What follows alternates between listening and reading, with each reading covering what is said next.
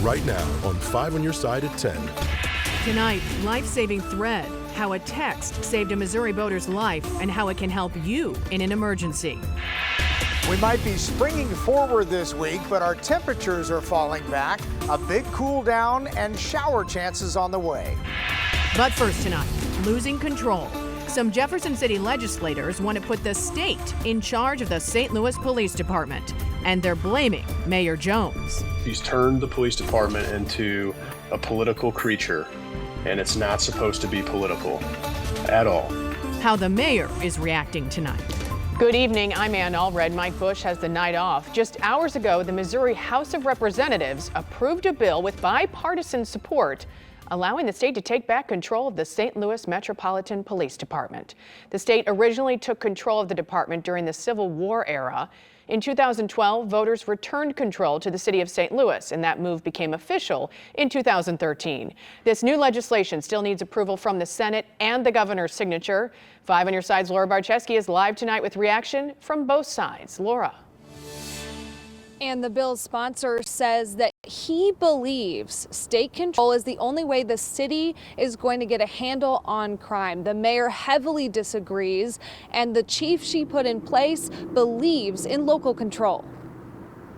Unfortunately, there's too many instances that led to this. St. Louis County Representative Brad Christ sponsored House Bill 702 to put the state back in control of the St. Louis Police Department because he believes city control isn't working. Our homicide and violent crime rates have doubled. Our businesses are fleeing. Over 500 have left the city of St. Louis in the past 2 years, and it has saved no money. In 2012, St. Louisans voted to return control to the city. Mayor Tashara Jones' office put out this statement saying, in part, this bill reverses the will of the voters. Instead of focusing on measures that would actually make our communities safer, Jefferson City Republicans are working overtime to turn back the clock to the 1800s. This isn't about improving public safety, it's about power and politics. But Christ says it's not about politics. It should never be a political situation to run and fund a police department, and that's what's happened over the last several years. So this will give back the foundation, the basics of funding, the basics of employment of police officers and morale, so they can perform the basic job of law enforcement. Chris says this bill would create a board that would run the department, the mayor and 4 people appointed by the governor. He says it will also increase officer salaries to help attract and retain. Chief Robert Tracy said in a previous interview with 5 on Your Side, he's had success under local control. I believe in local control, and so the thing is, that's what people are asking me about. So when you look at state control, I hear positives and negatives. But I can only work in the system that I'm in, and I got to do the best job that I can. And that's what I plan on doing, the city of St. Louis, whether we are state or local. Now, the House passed this bill with 113 in favor and 40 against. Of 34 St. Louis area representatives, only 9 were in favor. Now, Christ says that once it passes, if it passes the Senate and if it's signed by the governor, that would mean it could be under state control by August. Reporting live in St. Louis, Laura Barczewski, 5 on Your Side. Tonight, St. Louis police are investigating another series of car break-ins at 2 hotspots in Midtown. 8 cars were hit around 10:30 Saturday night across the street from the Armory. Around the same time, 12 other cars were hit in the Foundry parking garage. Investigators say both incidents involved 4 people in ski masks driving a dark SUV. Police offer this advice to protect your property. The best you can do is make sure nothing's visible in your car. For God's sakes, if you carry a gun and you're going somewhere where they won't bring a gun in, don't bring it with you, because for the most part, that's what these guys are looking for. Saturday night, police had extra patrols around City Park for St. Louis City SC's home opener. There were no incidents reported around that location. Let's take a live look outside at the beautiful Arch. Clear skies in downtown St. Louis. Temperatures soaring into the 70s today. But big changes right around the corner. They're moving in right now, as a matter of fact. Let's get straight over to Weather First meteorologist Jim Castillo, who is in for Scott tonight. Yeah, you know, the full wolf moon is out tonight, too, so it's mainly clear. But you've already noticed that change, that north wind. It got a little bit gusty, gust to 25 miles an hour. And the temperatures have finally gone below 50 degrees, so it's not too bad right now, but lows tonight in the 30s after that high today of 75 degrees. So there's that north wind. That front did come through here dry, no moisture with it at all. 43 right now at Pittsfield, St. Charles at 47, and DeSoto at 52. Not bad at all. But tomorrow morning, just a little bit above that freezing mark, and tomorrow it is a dry day. And of course, by the weekend, we spring our clocks forward 1 hour. A little bit more on our 10-day forecast coming up in just a bit. High praise tonight for two Crawford County emergency dispatchers. Their quick action helped save a stranded boater's life. New tonight, our Robert Townsend shows us how it's all thanks to a technology they've used for less than 2 years. Sunday morning, a 23-year-old boater was all alone on the Merrimack River in Crawford County and suddenly needed help. It was a flooded river and he capsized. Investigators say the 23-year-old man floated down the river a bit, clinging to a pile of logs. He tried to call 911, but his call wouldn't go through. He texted help and he texted Sappington Bridge. Alert dispatchers Jonathan Sunderland and Casey Kahn zeroed in on the man's urgent text. Jonathan answered the text call and handled that side of it while the other dispatcher sent out law enforcement and an ambulance because we didn't know what was going on just yet. The cool-headed dispatchers didn't hesitate to send 2 rescue boats to the Sappington Bridge area south of Sullivan. Crews from the Sullivan and Bourbon fire departments raced to this river and saved the boater just in time. Paramedics immediately treated him here at the scene. Today, he was back at work. The water rescue was Crawford County Emergency Services' first confirmed life save via text to 911. So that's the power in it. You can get a burst signal out on a text, whereas you can't get a cell phone signal out. Dispatchers did everything perfectly. A textbook water rescue thanks to 2 highly trained, tech-savvy dispatchers who will now receive commendations for their actions. In Crawford County, Robert Townsend. The dispatchers did a phenomenal job. 5 on your side. And those dispatchers, Casey Kahn has been with Crawford County 911 Emergency Services for 10 years, and Jonathan Sunderland's worked there for 2.5. Right now, 35 counties in Missouri use text to 911. New developments tonight in the case of the so-called package killer. Gary Muehlberg pleaded guilty today to murdering a woman in St. Charles County more than 30 years ago. Sandy Little's body was found inside a dresser dumped on the side of the interstate on Highway 70 back in 1991. Muehlberg was sentenced to life in prison. Later this month, he's expected to plead guilty in 3 other murders in St. Louis and Lincoln counties. In less than 8 hours from now, the polls will open in St. Louis City. At stake, fewer seats on the Board of Aldermen. Tomorrow's primary will narrow the field for next month's general election. The board is being cut in half from 28 wards to 14. There are nearly 40 candidates on the ballot, including incumbents. The top 2 in each ward advance to the April 4th election. 5 on Your Side has put together a comprehensive voter guide. Just text the word guide to 314-425-5355 and we'll send it to your phone. Police in our area tell us more and more dangerous drivers are fleeing when they try and stop them, and there are often no consequences. Tonight, one Missouri lawmaker is trying to increase penalties, while critics argue it won't prevent crime. The I-Team's Paula Vassan sits down with state representative trying to make drivers more accountable. 77 go ahead. Now well past Mason Road at 155 miles an hour. This happens on a daily basis. When that traffic stop is initiated, the bad guy speeds away at high rates of speed. Well, for most crimes now, law enforcement, especially in the St. Louis area, will not pursue. This is not a secret. And the secret is out. I have never, in 15 years of law enforcement, seen it like it is now. Suspects know that they can get away with a lot more.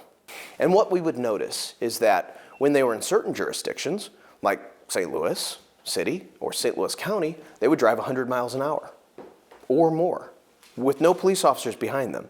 But when they would cross into St. Charles, this is a true story, they slowed down to 60 miles an hour. So are you saying that people who disobey the law, they change their behavior based on what county they're in? Absolutely. They're not stupid. They know what jurisdictions will attempt to proactively come after them and which jurisdictions will hold them accountable. I think that we have to have a minimum standard. What are you working on right now to try to get that accountability when it comes to these police pursuits? Breaking right now, a St. Louis County police officer has died after a head-on collision in North St. Louis County. Detective Valentine was killed in the line of duty by a suspect that was fleeing the police, who then rammed his vehicle into Detective Valentine's vehicle, and both were killed. So what we're trying to do is, with Valentine's Law, it will increase the penalty for fleeing from the police. It will make it a felony. And in cases of when a suspect puts the public at risk of serious physical injury or death, then it becomes a Class B felony with required prison time. It's a pretty severe, significant consequence. What is the consequence right now of fleeing from police? It depends. Sometimes it's nothing. Sometimes it's a misdemeanor, typically. Which is a low-level offense, right? Yeah. If I could say, are there real consequences from running from the police right now? No. And that's what we're trying to change. For people who don't feel like they have anything to lose, will a law prevent them from reckless driving? Good question. Will the law fix this problem? And it will help, but it is not a silver bullet. You're right. What we can try to do is hold people accountable. It's one single thing that we're trying to do. Research shows in the vast majority of cases, locking people up for longer doesn't prevent crime. Critics argue the bill would just perpetuate mass incarceration. Representative Sparks thinks increasing penalties is the best option on the table. Want to contact me about this story or another investigative tip? Email paula@ksdk.com. For the I-Team, Paula Vasan, 5 on your side. A bird strike leaves some Southwest airline passengers gasping for air. People were screaming, not knowing what to do. Their masks didn't deploy, but officials say there's a good reason why. 'Tis the season for spring cleaning and spring allergies. Tonight, the deals on products to help you tackle both. Today in the 70s, tomorrow it's back to jacket weather, and keep the umbrella handy. I'll time out the shower chances. Caught on camera, scary moments for passengers on a Southwest Airlines flight from Havana to Fort Lauderdale. The cabin filling with smoke after a bird struck one of the engines, causing a fire. We just feel the explosion, a lot of smoke. We couldn't breathe. The mask didn't went down for everybody, so some of us had to punch the things to take the mask. The air masks did not deploy, but according to the National Library of Medicine, deployment of oxygen masks in a fire are not recommended because it could cause a greater fire hazard. The plane landed safely. 147 passengers were on board. Only minor injuries were reported. Tonight, a sign of relief in Lincoln County after 2 large barges broke loose, raising concerns over hazardous gas. This happened Friday at Lock and Dam 25 on the Mississippi River in Winfield. Officials say the barges were carrying 5,000 gallons of anhydrous ammonia. Several people nearby had to evacuate their homes. Is an inhalation hazard, and it'll immediately take the oxygen out of your lungs. There was a scare that there could be a release of gas, which would cause a huge inhalation hazard for any residents in this area. However, thankfully there was no leak. Nearby boats were able to push the barges back to safety. People were able to return home about 3 hours later. Big changes tonight from Norfolk Southern, just 2 days after its 3rd train derailment in a month. The latest happened this weekend near Dayton, Ohio, about 200 miles from the toxic train disaster in East Palestine. Internal emails show the freight railroad is now planning to reduce train lengths in order to prevent future accidents. Tonight, a push to slash Missouri's personal property tax has stalled in the state Senate, but a St. Charles County Republican hopes to revive the plan, which could put hundreds of dollars back in your pocket. Right now, Missouri taxes your vehicles at 1/3 of the market value. State Senator Bill Eigel wants to adopt a new depreciation schedule, which would drive your tax bill down to 0 once you keep your car for a decade. We have the 3rd highest rate of personal property tax anywhere in the country. So we've got a bad tax and we've got a really high rate of a barely bad tax. So the average home in Missouri owns 2 vehicles. And on average, you're paying $300 to $400 per vehicle. If Missouri would adopt such a tax cut, one nonpartisan estimate found it could cost local governments nearly $500 million in annual revenue right out of the gate. A live look at the U.S. Capitol tonight, where in just hours from now, a bill to ban TikTok will be introduced in the Senate chambers. The bipartisan bill would also ban other Chinese-owned technology over data privacy and national security concerns. Senator Mark Warner, the Virginia Democrat who chairs the Senate Intelligence Committee, says he's worried TikTok can be used to spread Chinese propaganda through videos it recommends. Spring officially arrives in 14 days. Time for spring cleaning and seasonal allergies. Consumer Reports found top-rated discounted products to tackle both. Here's Mike Bush. The beginning of March usually brings with it good deals on the stuff you'll need to get ready for the warmer months ahead. Consumer Reports tracks the prices of many of its top-tested products all year long, so it knows exactly when to shop for them.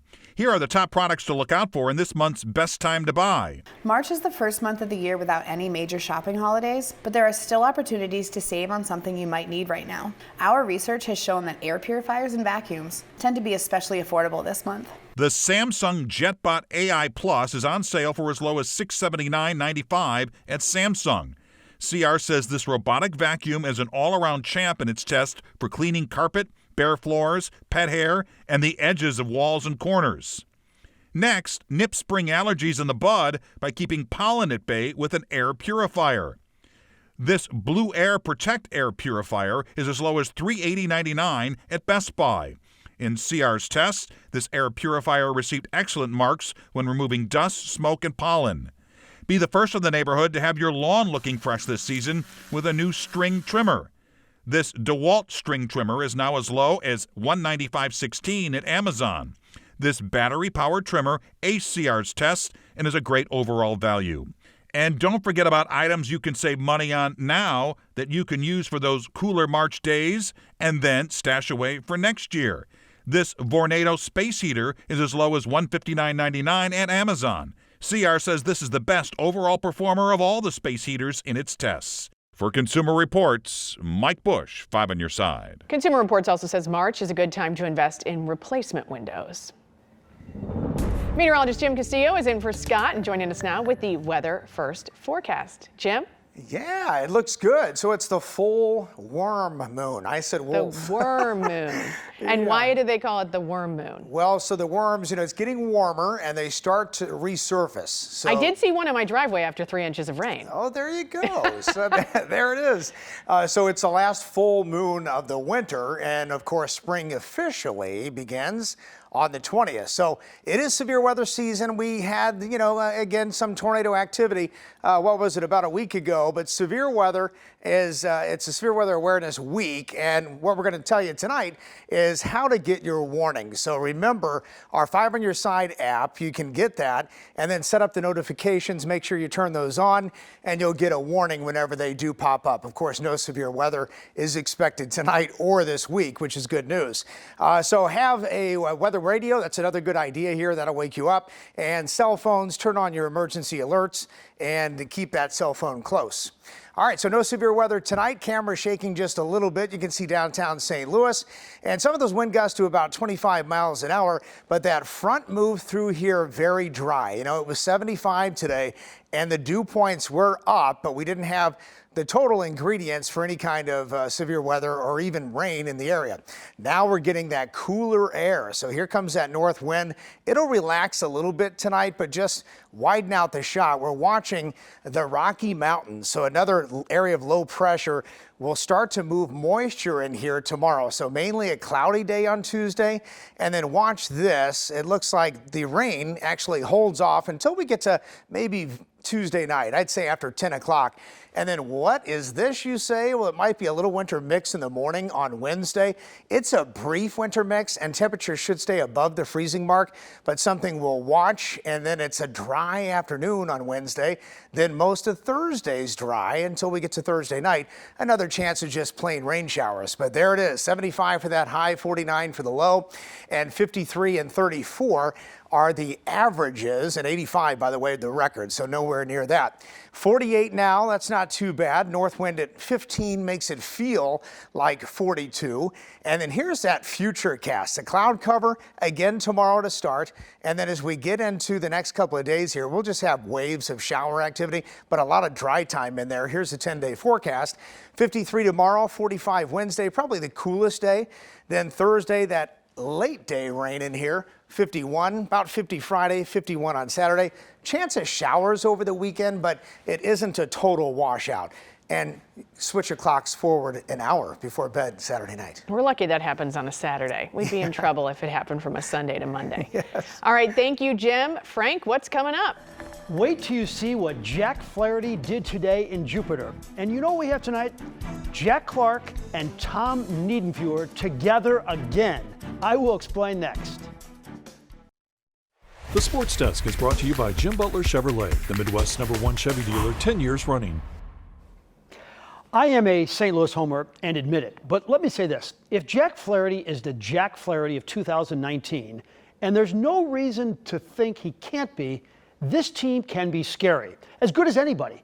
Just remember who finished 1-3 in the MVP race, our first baseman and our third baseman. Facing the Astros today, Flaherty gave up a homer in the second, and then he went to work. A knockout changeup for strikeout right there. Like the finesse, well, here's some power. A fastball right at the knees. And then he was just showing off in the third, throwing 95 miles an hour, struck out 5 in 3 innings. Dylan Carlson hit a homer into the wind, and the Cardinals roll 7-1.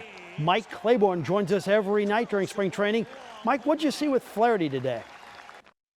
I saw the old Jack Flaherty. I saw him spot his fastball. He threw a nasty slider, showed him a changeup. The first inning, he was okay. Second inning, he was like, The third inning, he said, I dare you to swing at it. I mean, I saw 3 different innings of a Jack Flaherty that we saw 3 years ago. District championship night, high school basketball, a packed house, unbelievable finish at Ladue. The Rams hosting the DeSmet Spartans. And watch Jackson Freeman for Ladue knocking down a big three-pointer late. DeSmet down 1, dying moments. Watch closely. They're going to miss once. They're going to miss twice. They're going to miss 3 times. They're going to miss 4 times. They are going to miss 5 times. Ladue wins the district 48-47. Wow. Another packed house and a close game at Kirkwood. The Pioneers hosting Jackson. Jackson up 3. Gavin Holdman will make it a 4-point game with this free throw right here. Kellen Rhymes, though, for the Pioneers, is going to drain a 3. The lead cut to 1. And Kirkwood had a chance to win it at the buzzer, but it won't fall. Jackson escapes, 39-37. We had a really good district title game at SLU, Chaminade and CBC. And when you look at this, Irving Madden just glide to the glass for that underhanded scoop shot. What a play. The Cadets have some big-time shooters. Teron Garrett will knock it down. Not enough, though. Chaminade wins 66-60. The Westminster Wildcats were at Parkway Central for their district title. Kobe Williams is one of the best players in town, and he tosses it to Asher Emmanuel for the 3 right there for Westminster. Parkway Central tried to stay in this game. Oliver Coco will go baseline. He's going to hit a turnaround shot, but it wasn't enough. Westminster wins it 60-31. So it was one of the biggest moments ever for Cardinal fans. Game 6, 1985 NLCS in Dodger Stadium. The 2 main actors in that baseball drama got together at a card show yesterday at Orlando Gardens in South County. It is Jack Clark and Tom Niedenfuer going head-to-head. There they were, 38 years later, sitting right next to each other. 2 men forever connected in baseball history. 63-year-old Tom Niedenfuer and 67-year-old Jack Clark. We know that Jack won the battle, but Tom had fared pretty well against Jack. 5 of 22 with 5 singles, in the regular season. The postseason was a different story. And he hits one to deep left field, and that one is gone. I was as hot as I've ever been. It happened. I mean, I can't change it. Best 10 seconds of your life? Absolutely. Baseball and any sports competition. You're out there competing. You know, you got a job to do. That's as slow a trip as Jack Clark ever made. I mean, he takes a lot of time. You dream about it. I like to remember that I struck him out in the 7th inning of the same game. Well, he was a good pitcher. He had to hit it, and he did. Amazing that there are good sports about this. I really admire Tom Niedenfuer coming in and signing with Jack Clark, and the Cardinal fans yesterday absolutely loved him. All right, Frank, thank you. And Albert Pujols is having a garage sale, the items he's selling before his big move. St. Patrick's Day is just 11 days away, and Dogtown is ready to party. 5 on Your Side will be there for the Ancient Order of Hibernians Parade. Look for our 5+ live bus and our storm tracker. If you can't make it down, we'll stream the parade live on the 5+ app. That app is free to download on Roku or Amazon Fire TV. Starting tomorrow, you can buy items belonging to a future Hall of Famer. Albert Pujols has sold his 10,000 square foot home outside Kansas City. Now the former Slugger is holding a moving sale. Some of the items up for sale include luxury furniture, dishes, decor, and artwork, but no sports memorabilia. That is all of our time for 5 on Your Side at 10. Thank you for being here. The Tonight Show starring Jimmy Fallon is next. Start your day with Today in St. Louis beginning at 4 a.m. Have a great tomorrow.